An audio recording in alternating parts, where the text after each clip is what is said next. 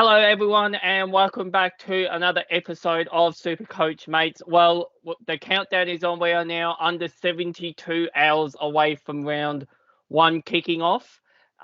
So what we're going to do tonight is we're going to go through our final sides, and we're just going to have a very brief sort of discussion about our sides and where they are and why we've picked some of these players and whatnot. But before we get into that, I'm going to hand over to Thomas, who's going to have a talk about something new that we've started in the last couple of days. So off you go, Thomas. Yeah, so this is obviously we've made this decision to go ahead with it this year. Whether or not it sticks is another question. But yeah, as you may have seen on our Twitter page, we've recently introduced Patreon to our community. So sort of was a really good idea to get you guys more involved and kind of implement bonus content that we decided might be a bit of fun to include as part of our subscription service. So basically how it works is 2 tiers, and we've tried to keep it nice and cheap for you guys. So the pricing's the base one, which is called our kind of SuperCoach Mates rookie guides. You've got $3.50 including GST. I think $2 inclusive before the taxes and stuff got added on. So $3.50. Basically that will give you the basis point of the Patreon.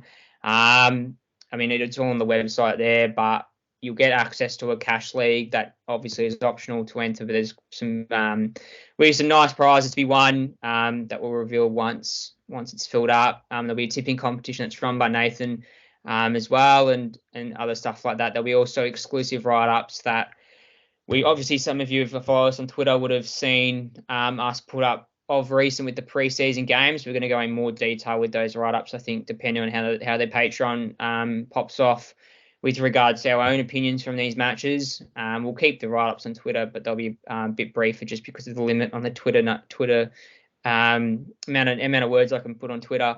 But things like that. And obviously the more expensive tier, so it's $7 for the top tier, which is our expert tier. Everything's included in the top, based on the first year. There's nothing missing, so you'll get everything included in the top tier.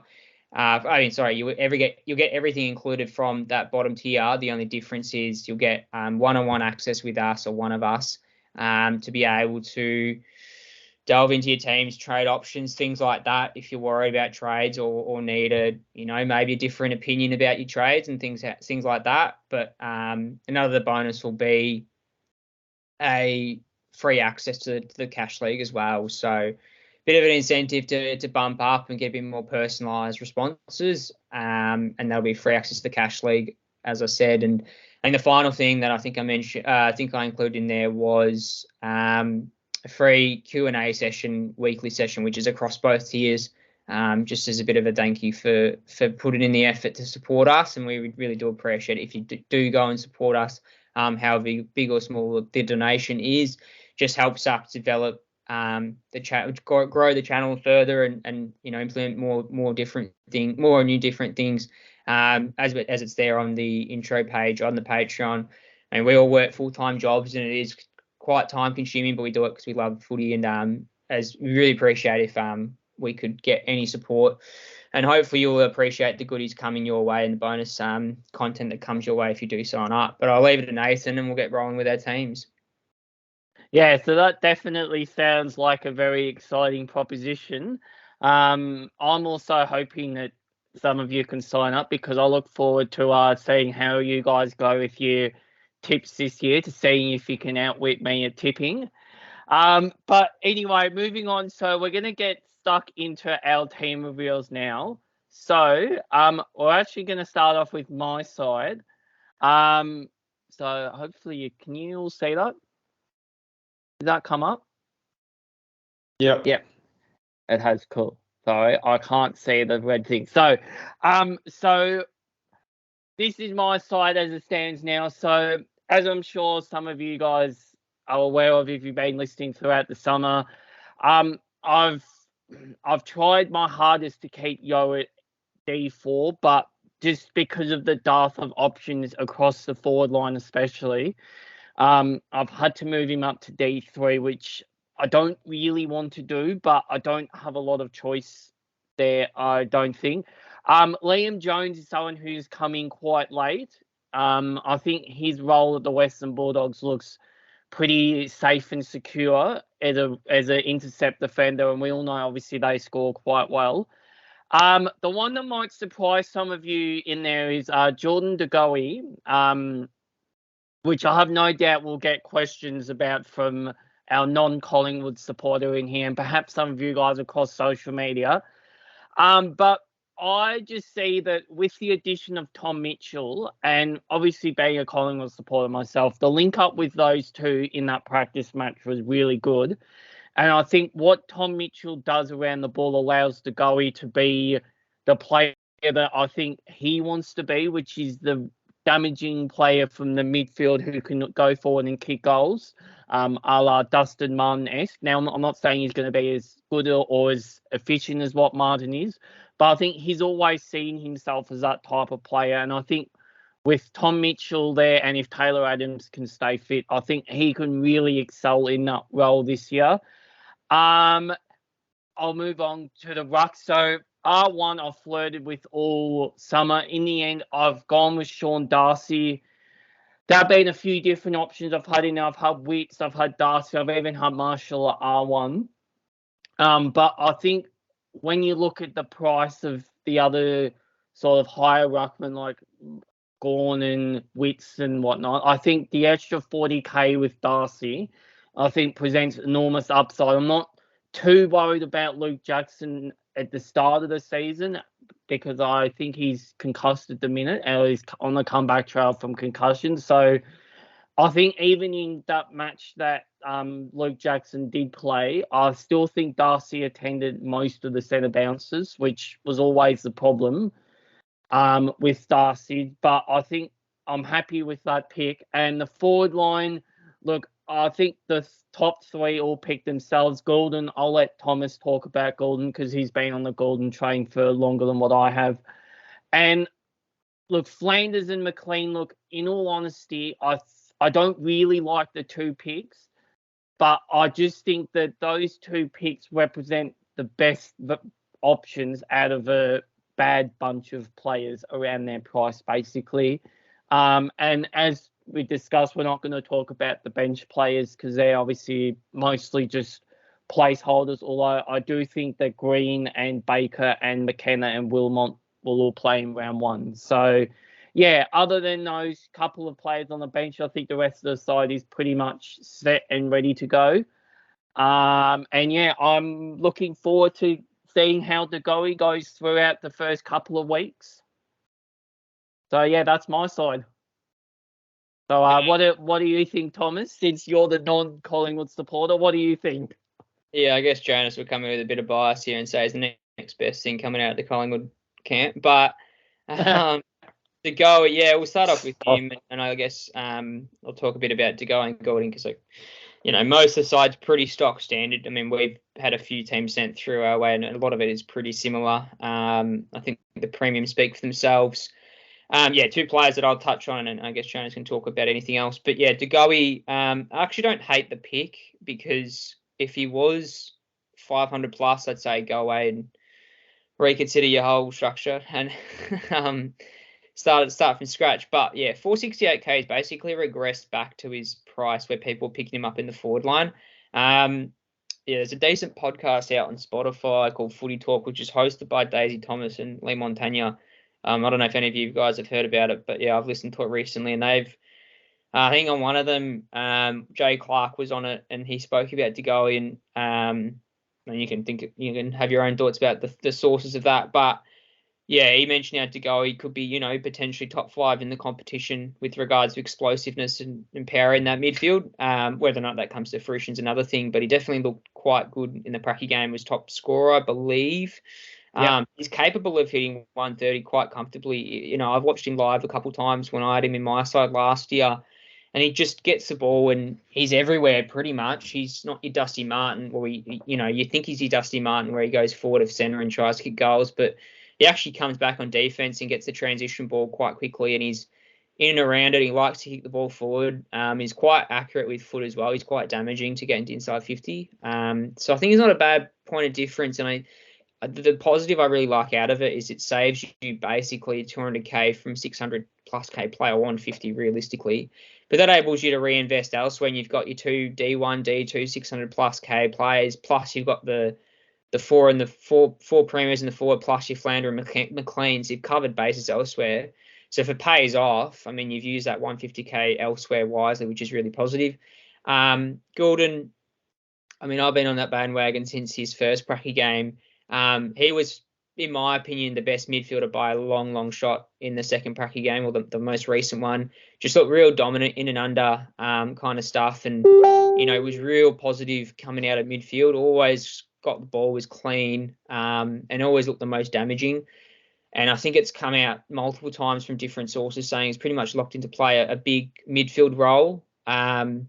So I think it'd be really positive coming out of that camp if you're hearing it from the coach's mouth. And I think it's gotten to a stage where realistically there's 30% of the competition, or 1/3 of the competition that's owning Gould at the moment. So there's a greater chance of you falling behind the pack, of him popping off, rather than going different and picking someone else. And I think if he does get not tagged, if he role changes or he doesn't have the quiet round one, I think it's going to get the impact's going to get negated because most people have picked him. But I don't know what's happened to Jonas. I think his other internet's flagged out. off. But yeah, I'll quickly interrupt you there. So what if I told you that I had 120k left over from the Degoe pick? And it's every. Does that change? Are you saying that you've got 120k right there right now? Yep. So basically what I've done, instead of picking like a Josh Kelly or someone like that, I've saved the 100k bug on a Degoe. Yeah, I guess in my opinion, if you're making changes prior to the first bounce, the only thing, I think your defense is set. That's fine. Ginby, Constable can swap with McKenna and Wilmot based on opposition and Easily. Stuff. And yeah. So I don't think that's a problem. And you've got that cover of Fergus Green, who's probably going to play round one. McLean, Flanders, McLean as cheat as he was in his pracky game. I mean, it's one game, so it's hard to say. And he's got his role wasn't shit, and I mean he was in the best 22. I would say, in my opinion, I mean Jonas is going to test this if he disagrees. Otherwise, Phillips and McKenzie probably upgrade. Maybe not Phillips or McKenzie, but. Oh, yeah. If you want to go, to that 300k range and looking at your Setterfields and your Wanganeen Millers or someone a little bit different and have that as a bonus, and then have Ashcroft and whoever's left over is your M7 and M8.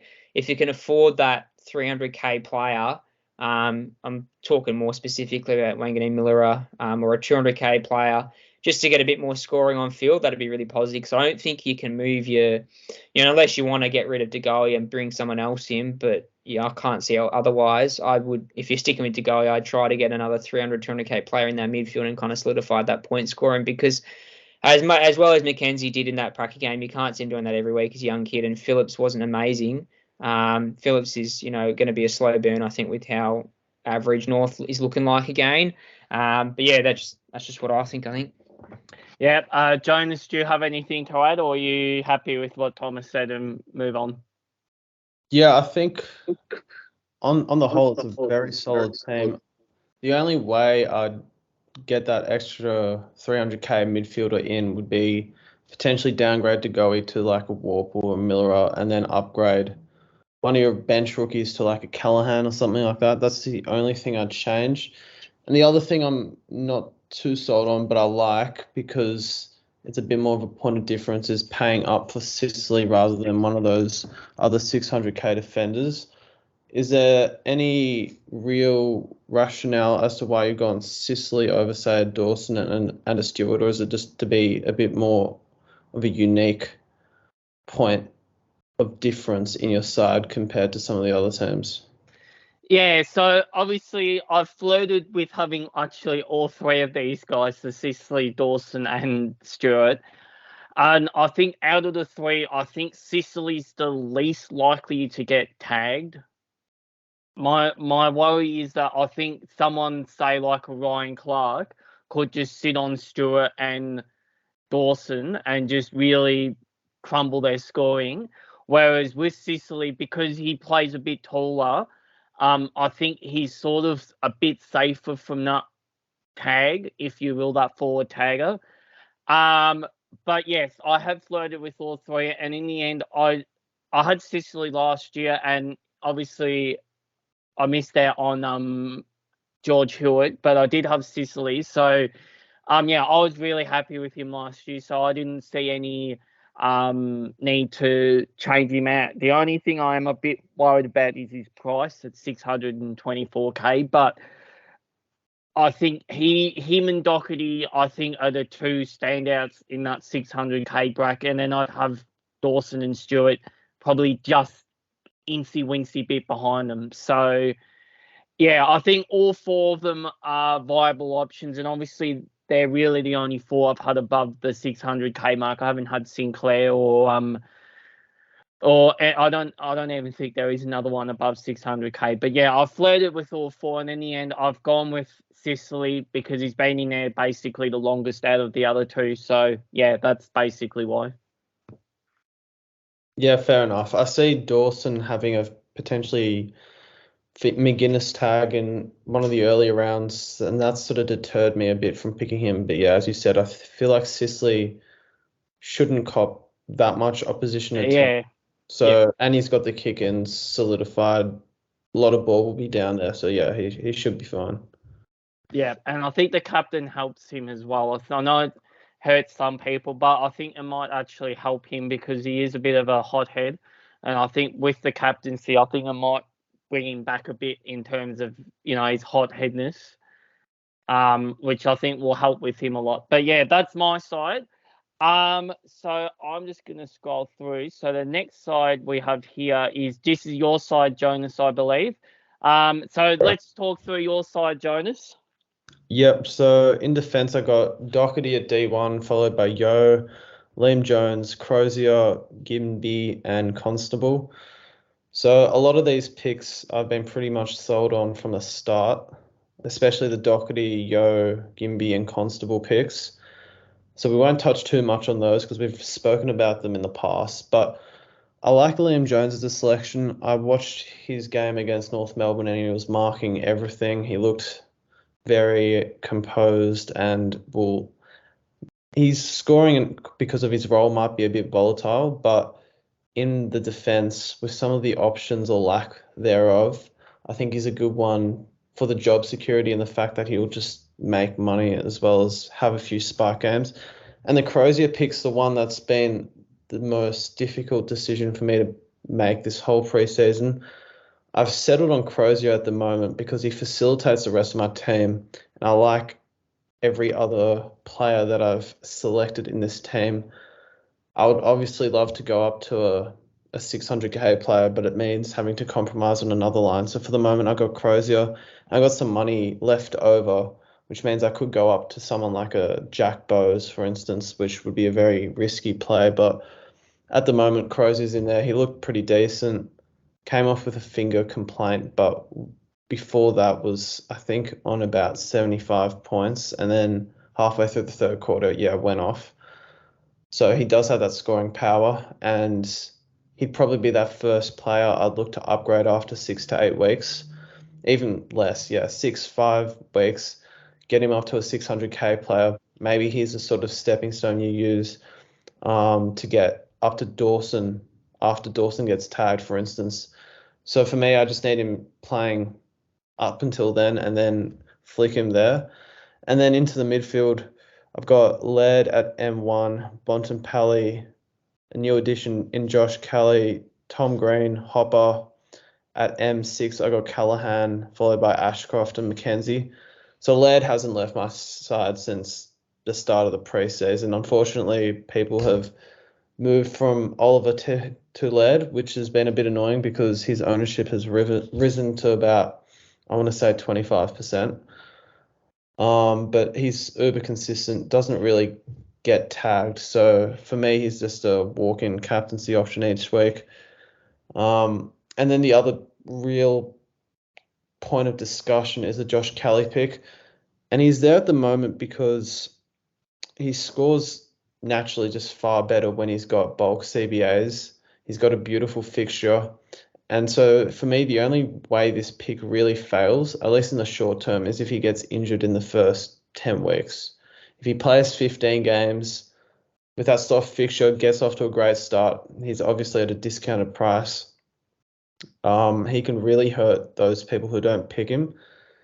And I can definitely see him averaging quite high, especially in the first half of the year. I'm not sure how his role will get affected during the second half of the year, but with 36 trades, I think you can take a bit of a risk on durability. And given I've gone or avoided Darcy and Tim English, I feel like I'm almost allowed to take a bit of a durability risk with another player. So Josh Kelly's one I've settled on at the moment. And then moving into the rock line, we got Witts and Marshall. So Marshall's no real need to talk too much about him. He's got the lion's share of the St Kilda's rock. And with Witts, I've settled on Witts for a few reasons over Darcy, which was the only other ruckman I was really considering recently. He's had a full preseason.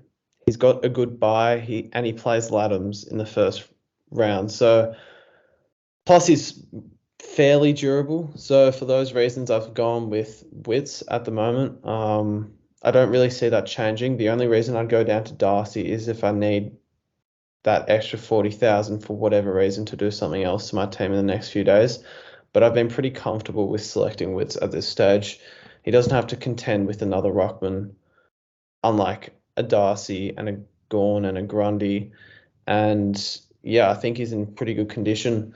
So I am liking the Witts pick. And then the forward line is very cookie cutter. We've got Dunkley, followed by Rosie, Taranto, Goulden, Tanner Bruin, and Flanders. And then on the bench, I only mention the bench because I've got a bit more money and he's not really a placeholder, but I'm tossing up between Allen and Sheasel at this stage.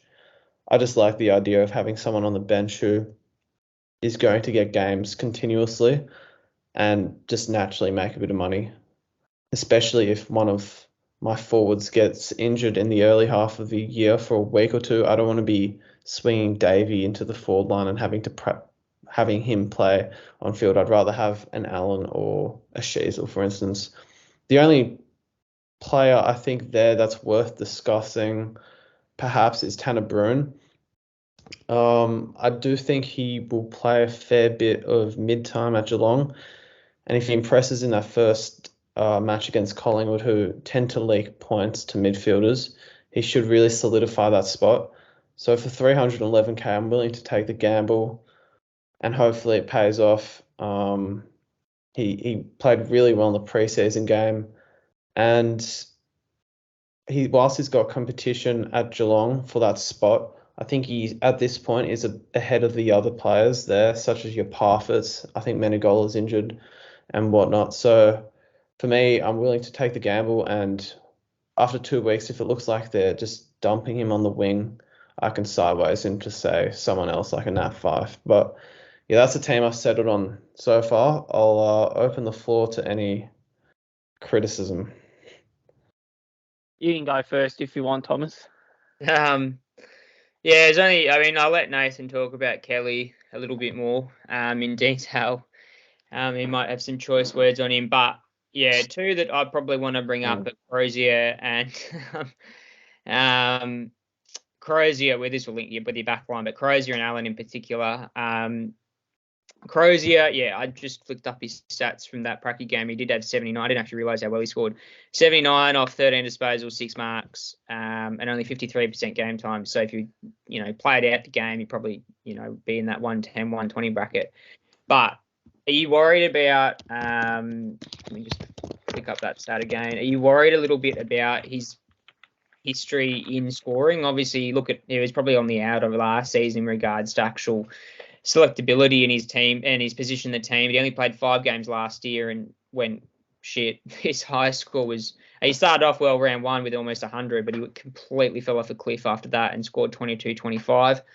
And his last season before that was an average of just under 70 with only 10 games. So A, worried about scoring potential, and B, are you worried about his consistency with regards to his ability to play in the park every week, considering his last season he actually played most games was around 2019 with 21 games.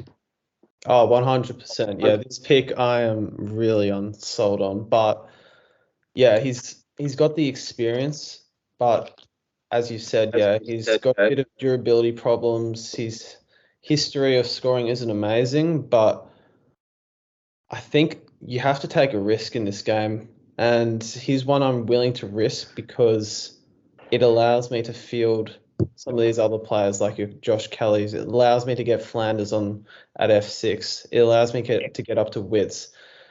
And because the backline's so sparse at the moment in terms of good mid-price options, you've got not very many. I think in that 300 and below range, you've got like Jaden Hunt and Jack Bowes, as well as Crozier and Liam Jones. So it's one where it's really tough to decide whether or not they're worth going for, but I'm not loving the idea of fielding, say, McKenna. And on top of that, Crozier played really well in the practice game, was looking for some cheap kicks and whatnot. So if you can sort of hold down a position in the team and score 75, 80 over the span of 6 weeks, which I don't know why that wouldn't be that impossible to achieve. He'd be the first sort of player I'd get up to a defensive premium, because I think there will be a few premiums who might sort of drop in value early because they're just naturally really highly priced, like a Sicily or Dawson and even Stewart. And once they've dropped a bit after 6 weeks to 550, I'll probably look at grabbing the one that's dropped the most in value and then really strengthening that back line. But in saying that, yeah, it's tough because I like the Kelly selection, and the only other option or alternative would be to, say, switch Kelly to like a Dawson and then move Crozier to some midfield rookie. The only thing that I don't like about that is the fact that so many other people are doing that. And if you're going with the crowd with 30 out of 30 selections, it's going to be really difficult to almost go well in terms of a rank position, in terms of really distinguishing yourself. It's probably a better play to do for a league because it's safer. But if Kelly starts the season really hot and Crozier averages 75, I feel like that could really blast me up the rankings. So that's the sort of reason I've gone with that, because I think everyone has those 6 forwards, or at least 5 of them. And then some of those midfielders like Ashcroft, Green, Hopper, McKenzie, Bontempelli, the majority of serious super coaches would have those players. And then some of those defenders we touched on are also very popular. So that's the way I've sort of settled on trying to distinguish my team from others. Yeah, I mean, I agree with most of what you said. I guess, as I said earlier before we started, with Nathan's team, I mean, you look at most teams on social media and things like that floating around. A lot of it's very, very similar and very cookie cutter. So you got to try and find a difference somewhere. If you can jump up, round 1 by picking some sort of differential, it could pay off big time. But on the flip side, if you miss out on those popular picks, it could shoot you down the ranks real quick. I guess the follow-up to Crozier, you've obviously got Oscar Allen on the bench, swapping potential with Sheasel. I wouldn't say are you concerned about this, but do you reckon you could utilise your money elsewhere a little bit better by having, your 123k rookie rather than your 210 or 196k rookie on the bench? Like, I understand that you want the cash gen from it, considering that both of them should make some cash just based on their roles on the side and their potential to score half decently. But are you a little bit concerned about basically maximising the utilisation of your cash? Because you could if you go Sheasel, you save yourself minimum 70k and obviously a bit more with Allen, close to 100k. Are you worried about, having that much cash on the bench? Yeah, that's a fair point. The only thing I'd do with that money I saved is literally upgrade Crozier.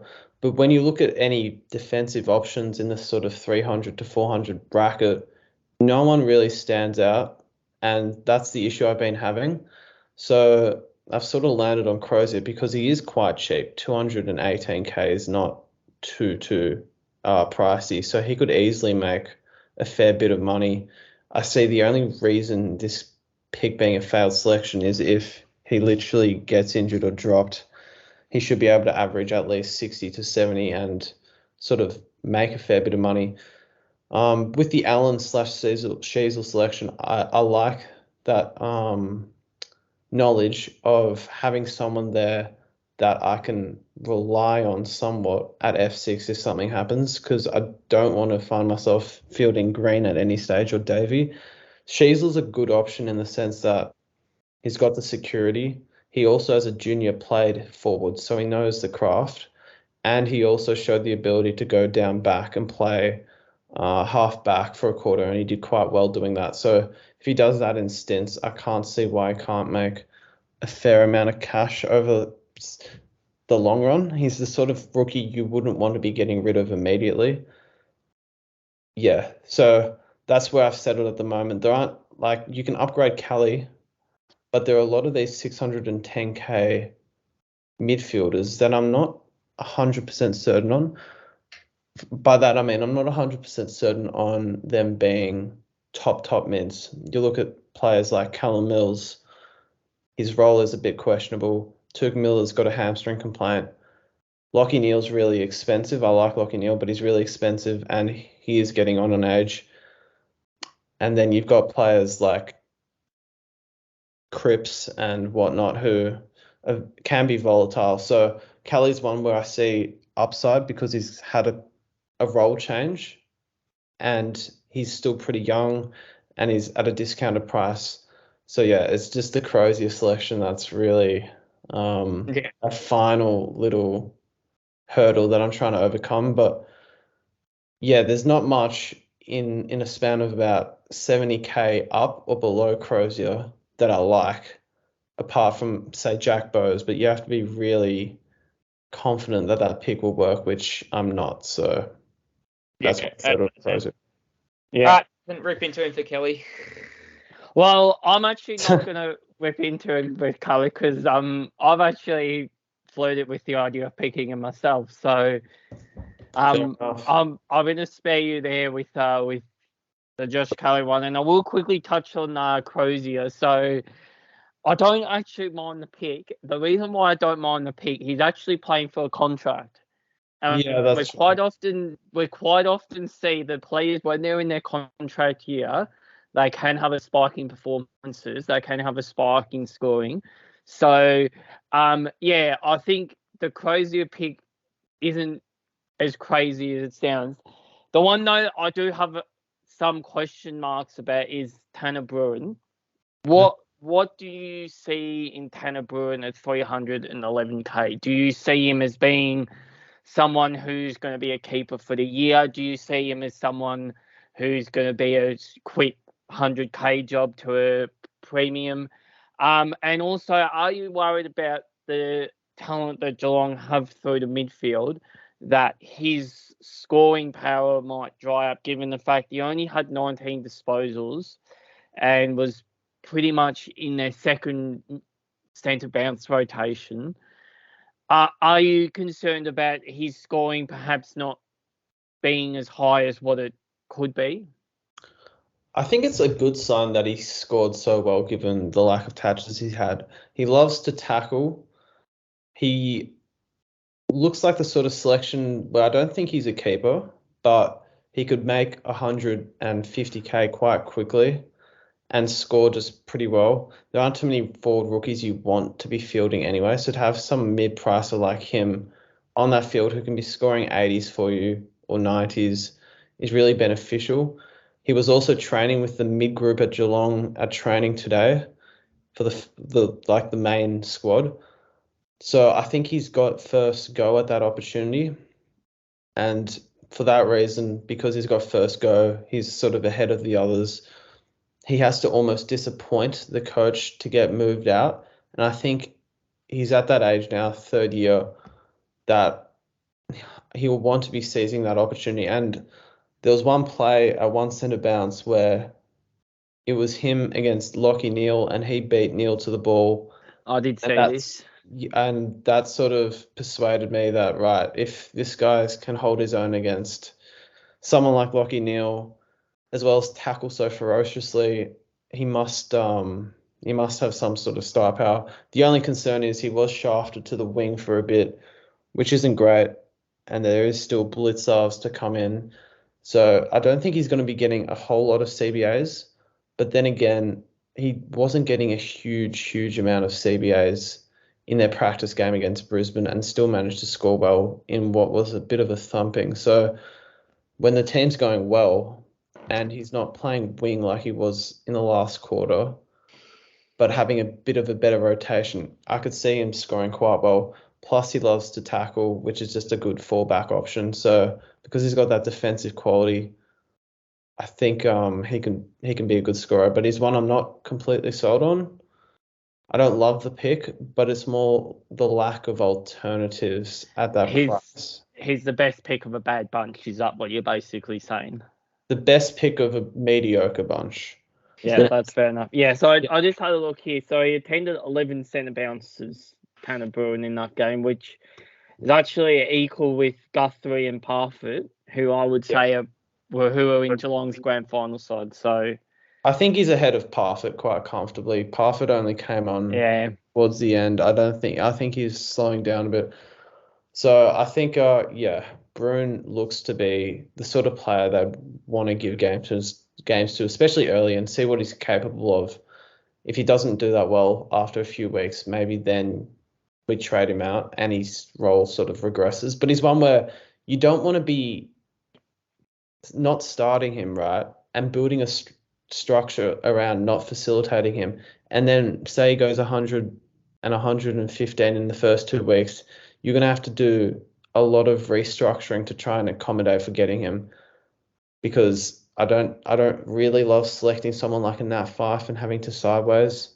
So me, he's one where it's like a bit of a safety pick in the sense that if he does really well, you're riding that. But if he does poorly, you can get out of the pick and move on to someone else. And sort of just waste a trade, but also just that you're cutting your losses there. Yep, fair enough. All right, well, we're going to move on to the last side now, which is what a steal. So what a steal. Let's go through your side. It's basically the kid that's copied the last two responses in a test. Pretty similar to the other two, as you are well aware by now. Doherty speaks for himself. I think he'll have a really good season in D1. Ridley, Yo, Jones, Ginby, Constable round out the back six.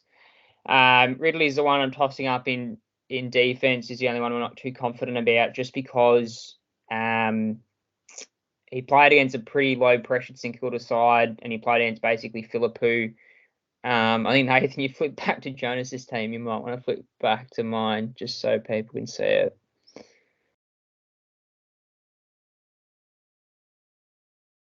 But hang on, I'll flip it across to my one real quick.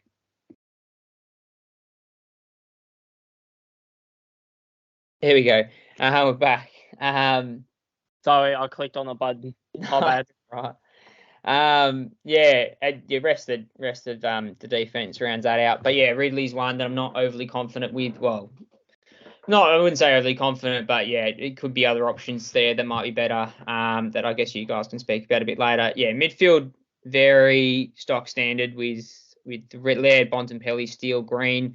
Steele is the one I flirted with getting rid of. Due to reshuffling the structure a little bit, and potentially bringing in someone like a Miller and then giving more cash to upgrade elsewhere. But it's a flip of the coin, that one. And then the Hopper, Callahan, Ashcroft, McKenzie is similar to what Jonas had. It's pretty stock standard. I think those guys won't move out of there. Pretty happy with the midfield mix at the moment. Darcy, Marshall, R1, R2. I ideally want Wits, but I think Darcy's kind of warmed up on me a little bit. Marshall speaks for himself at R1. The guy's a nut when he plays R1, scores 130s for fun. Darcy's one that I think is potentially can score more than Wits. Just his ability to get hit outs to advantage so easily. He looked real good in his previous game, obviously against I don't know who they played, but I forgot who they played. Sorry. But yeah, looked real good hitting out to advantage, and he's sort of improved. Yeah, I think so. Improved his ruck craft dramatically, or not dramatically, but he's improved since last season. And I think he's still got the monopoly on the ruck line for Freo because when Jackson did play in that first game, I think he still had 75% CBAs. Yeah, so moving on to the forward line now. F1 to F4 or F5 really hasn't really changed since that last Pracky game. Yeah, Dunkley, Rosie, Taranto, Goulden, Broon all kind of picked themselves. Broon is one that I obviously brought in after witnessing what he did in that second Pracky game. He looked really impressive. Big body midfielder who can bash packs a bit. There was, I think, a little bit of doubt over his job security or where he would be in the best 22 come round one, but I think the word from Geelong is he's pretty much locked himself into that 22 and should get mid-rotation. If that's the case, he should score pretty well. It's just the F6 spot I'm a little bit concerned about. That was half the reason why the Steel trade was up to someone like a Miller, because I just don't feel too confident rotating between Sturt, Green and Comben. Obviously, they're placeholders for now, with regards to who I put in. But yeah, ideally someone a bit more likely to hold their job security would be nice. So I might completely flip the structure come round one, but yeah, we'll see how we go. All right. Have you got anything to add, Jonas? Yeah, a few things. So obviously a very solid team. The one thing I'd like to touch on is, are you concerned about missing someone like a Flanders who was able to rack up 30 touches in a role which he will be playing come round one, because he wasn't really attending many CBAs, but he's still able to rack up the ball? Yeah, I think Flanders is the one that I'm trying to squeeze in some capacity, whether or not I do go down that route of downgrading Steele or Laird or someone to kind of facilitate that, to be able to move up to Flanders is ideal. Like obviously say Laird, I'm just using Laird as an example because he's the most expensive player. Move down to say 600k player, it's an easy move to Flanders, no problems. I think that's the most obvious move in my opinion. But as I said, the other option was, and I fiddled around with it a little bit, was to move Steele down to say a Miller or a 300k mid-pricer, then potentially offset someone else to Flanders, so your Green, Sturt or Comben, and just utilise that money elsewhere as well. And obviously I think move Darcy up to Wits potentially as something like that, or even upgrade Ridley to your 600 plus K defenders, something like that, just to be able to solidify a few things down forward. Because I think, as you said, it probably will generate a bit more points with Flanders on field, Flanders getting picked rather than your Sturt and Green rotating through with Comben. So yeah, that's definitely an option on the cards, I think, come before round one. Yep, fair enough. And also with the Ridley pick, it's a hard one to get a read on, because a few years ago he was doing well playing as an interceptor, but that was when Hurley and a few others were in that back line who aren't there anymore. Are you concerned that there will be matchups where he has to play like a lockdown type of role, or do you think he will be a top 6 to 8 defender and therefore almost like a must-have at that price? Yeah, I don't know. It was kind of just off the bat of what I saw in that Pracky game.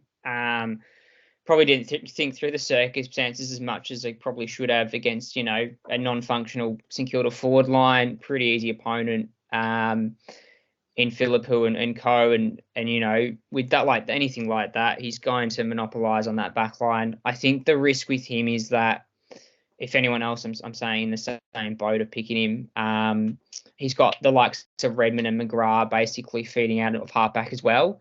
He did look like to his old self with regards to that kind of sweeper defender, where he's able to pick up the loose ball and utilise that rather than being a kind of, I think last year they were utilising him more as a lockdown-ish defender, where he kind of rebound off his opponent, but he traditionally stayed back one-on-one and play usually as a third tall in a sense, but also play that in that mismatched defender role. So we'd often because he's quite mobile and agile, he'd play against that small defender because they could utilise him that way. But as I said, it's really hard to gauge on a one sample size match that wasn't really that accurate to a full blown, full pressured first round game. It does come up against Hawthorn round 1, so it's going to be a low pressure game in comparisons, maybe say Geelong and Collingwood. But he's a tough one to read on. But I think at his price, I think you can gain a lot out of him at 500k. If he was anything above 550, I don't think it's worth it.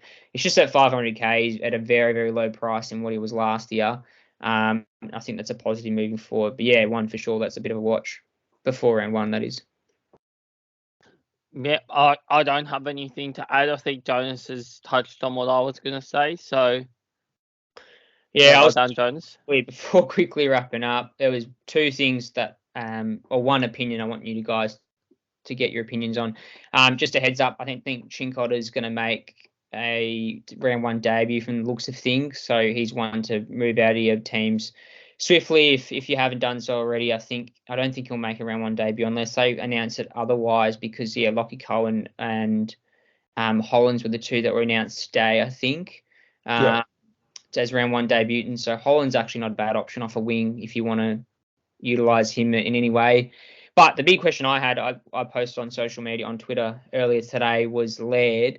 It's come out, obviously this is a grain of salt. We know what he is with tag and he's quite good with it. But at 700k and being the most expensive guy on SuperCoach at the moment, Kingsley came out and said earlier today that they're looking to clamp him down, most likely with Perryman coming in to do that job. Perryman's had a pretty successful tag record and someone that stacks up pretty well against Laird with regards to physicality and build. Any of you guys, either you guys know, I guess, to answer this one, but any of you guys worried about Laird? Not necessarily I wouldn't be surprised if you got your 30 disposals, 3 handballs and 10 tackles because of his pressure and his ability to win the ball. But is any of you worried about the fact that because he's 700k and say he might get a ton still, but maybe a low ton, say 103 to 110, that lowish score is in his cycle, so he's basically guaranteed to drop because of his consistency. Are you guys worried about that in any way, shape, or form, that you could potentially pick him up a bit cheaper, or you think you just bite the bullet and pick him, considering his high ownership and the fact that it's probably going to be more or less one-off than consistent? Do you want to go for this one, Nathan? Well, I'll be short and sharp, Ken. I'll say that the AFL is a very much follow the leader type of industry. So I think if one team tags Laird and they get success out of it, I think all the other teams will start looking at ways to clamp him down, and then I think it becomes a problem. But if they bring in Perryman and Laird still does what he does and he shows you can, cope with the tag and still score well, well then I don't know if sides will necessarily go back to that, and they'll try and stop his influence in other ways. But yeah, I think it would be great to see him actually cop a tag and a proper tag, just to see how he does cope with it. But yeah, if from what I've seen of him, I don't think there's any immediate concern.